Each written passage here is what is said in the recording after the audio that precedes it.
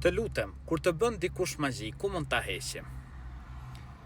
Elus Allahun e lartësuar që të na ruaj prej çdo keqdashësi, prej çdo magjistari.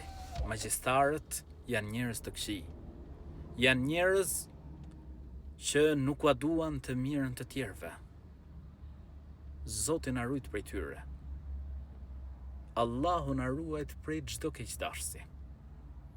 Nëse ndodh që dikush është sprovuar me magji, lutju Allahut lartësuar, drejt për drejt të madhit Zot. Se Zoti i gjithësisë thot në Kur'an, lutmuni mua të përgjigjem ju.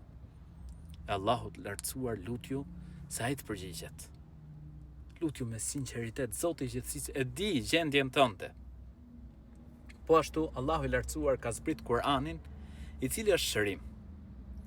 Edhe ti lexoj vetes. Lexo ajetin Kursi. Lexoj 3 surat e fundit të Kur'anit.